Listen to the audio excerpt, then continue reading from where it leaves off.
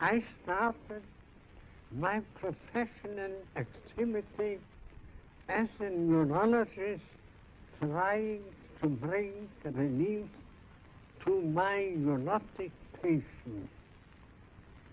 Under the influence of an older friend and by my own efforts, I discovered some important new facts about the unconscious in psychic life, the role of instinctual urges, and so on.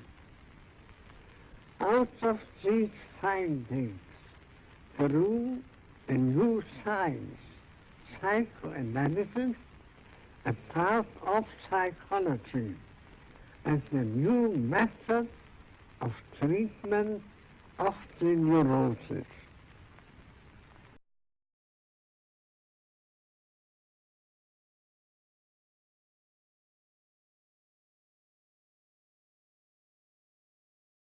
The world hangs on a thin thread, and that is the psyche of man. Nowadays we are not threatened by elementary catastrophes. There is no such thing as an H-bomb. That is all man's doing. We are the great danger. The psyche is the great danger. What if something goes wrong with the psyche? See? And so you see, it is demonstrated to us in our days what the power of the psyche is of man, how important it is to know something about it, but we know nothing about it. Nobody would give credit to the idea that the psychical processes of the ordinary man have any importance whatever. One thinks, oh, he has just what he has in his head. It is all from his surrounding. He's taught such a thing, believes such a thing. And particularly if he's well housed and well fed, then he has no ideas at all. And that's the great mistake. Because he is just that as which he is born, and he is not born as tabula rasa, but as a reality. Yes.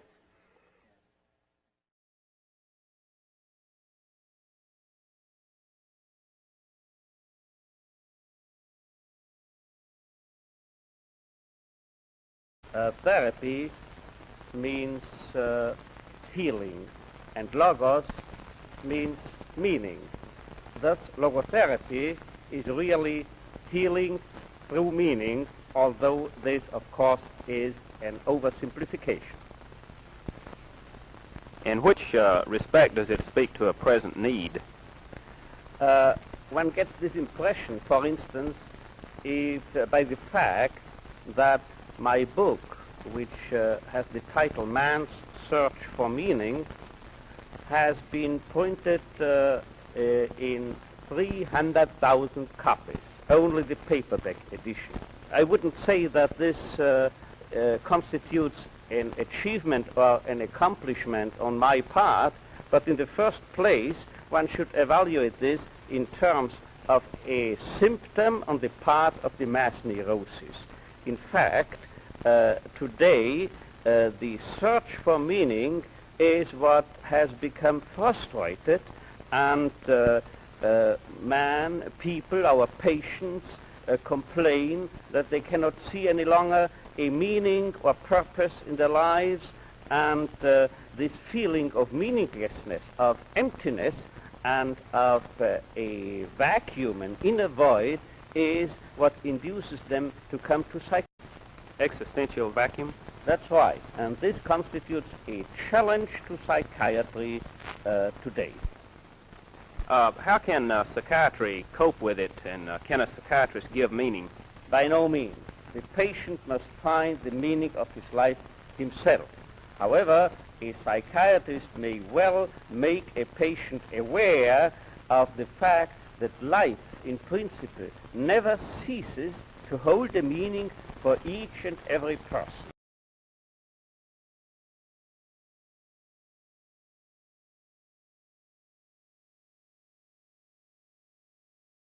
From my own years of therapeutic experience, I've come to feel that if I can create the proper climate, the proper relationship, the proper conditions, a process of therapeutic movement will almost inevitably occur in my client. You might ask, what is this climate? What are these conditions? Will they exist in the interview with the woman I'm about to talk with, whom I've never seen before? Well, let me try to describe very briefly what these conditions are as I see them. First of all, one question is, can I be real in the relationship? This has come to have an increasing amount of importance to me over the years. I feel that genuineness is another way of describing the quality I would like to have. I like the term congruence, by which I mean that what I'm experiencing inside is present in my awareness and comes out through my communication. In a sense, when I have this quality, I'm all in one piece in the relationship. There's another word that describes it for me. I feel that in the relationship, I would like to have a transparency. I would be quite willing for my client to see all the way through me, that there would be nothing hidden. And when I'm real in this fashion that I'm trying to describe, then I know that my own feelings will often bubble up into awareness and be expressed, but be expressed in ways that won't impose themselves on my client. Then the second question I would have is, will I find myself prizing this person, caring for this person? I certainly don't want to pretend a caring that I don't feel. In fact, if I dislike my client persistently, I feel it's better that I should express it. But I know that the process of therapy is much more likely to occur, and constructive change is much more likely, if I feel a real spontaneous prizing of this individual with whom I'm working. A prizing of this person as a separate individual. You can call that quality acceptance, you can call it caring, you can call it a non-possessive love, if you wish. I think any of those terms tend to describe it. I know that the relationship will prove more constructive if it's present. Then the third quality, will I be able to understand the inner world of this individual from the inside? Will I be able to see it through her eyes? Will I be able to be sufficiently sensitive to move around inside the world of her feelings so that I know what it feels like to be her, so that I can sense not only the surface meanings, but some of the meanings that lie somewhat underneath the surface. I know that if I can let myself sensitively and accurately enter into her world of experience, then change and therapeutic movement are much more likely.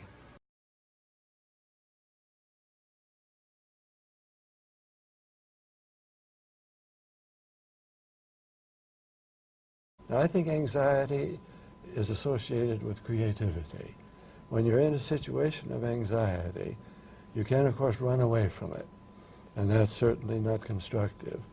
Or you can take a few pills to get you over it, or cocaine, or whatever else you may take. You could meditate. Well, you could meditate, but I think none of those things, including meditation, which I happen to believe in, but none of those paths lead you to creative activity.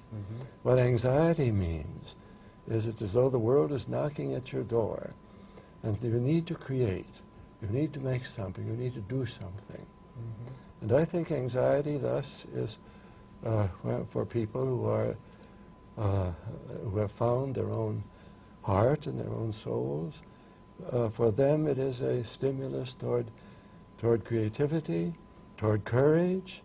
It's what makes us human beings. Psychotherapy is facing a very profound crisis.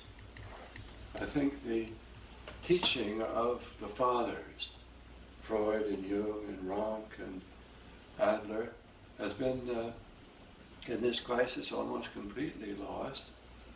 And the problem is that psychotherapy becomes more and more a system of gimmicks. People have special ways of doing their own therapy.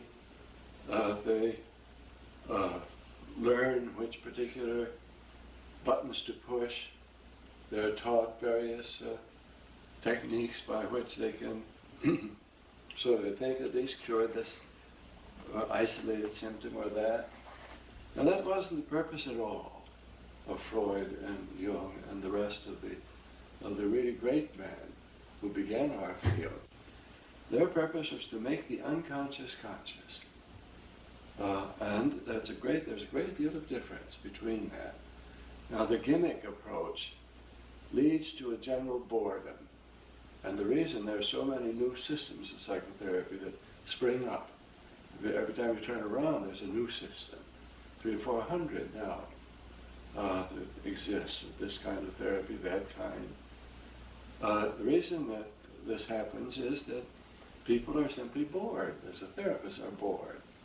And they have to find some new gimmick in order to make it amusing, at least to them. Now they're bored because they deal with the minor problems of life. They patch a person up and send him out again. I don't regard that as real therapy at all. The therapy that is important, as I see it, is the therapy that enlarges the person, makes the unconscious conscious. It enlarges our view, it enlarges our experience, makes us more sensitive, it enlarges our intellectual capacities as well as other capacities. Now this is what Freud was setting out to do. It's what Jung was trying to do. So Adler and Otto Rank, these people never talked about these gimmicks. It just didn't interest them. What did interest them was making a new person.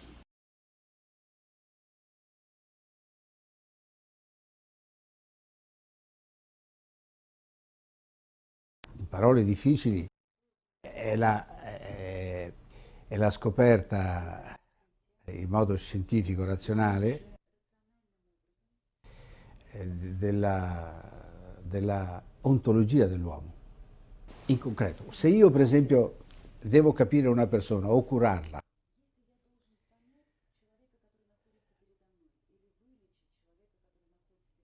io intercetto questa essenza base psico-organica, cioè come pensa e come è fatto.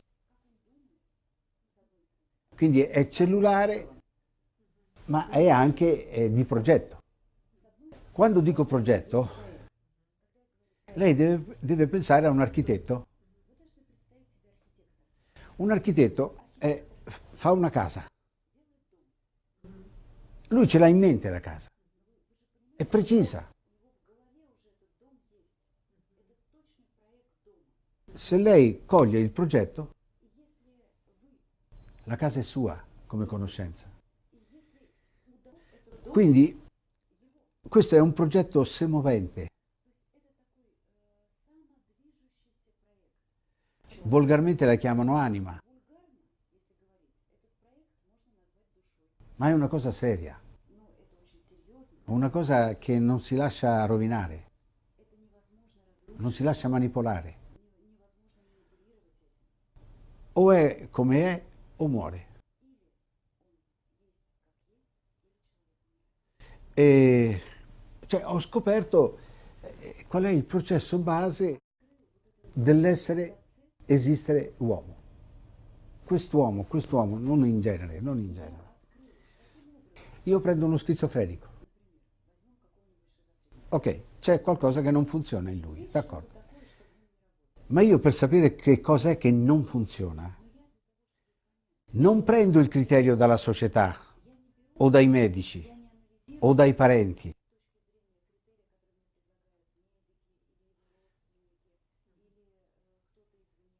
Con questa ontopsicologia io rilevo immediatamente il progetto cardine, il progetto essenziale,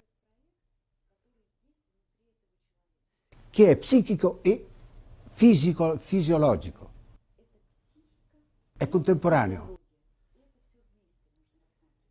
Vedo come è fatto il suo progetto e poi correggo lui, il malato, piano piano, per riportarlo alla sua identità di natura. Identità di natura. Io ho scoperto un progetto totale dell'essere umano, di quell'essere umano. Perché in lei c'è un progetto, in lei ce n'è un altro. Ecco, l'ontopsicologia consente di scoprire metodicamente questo progetto elementare.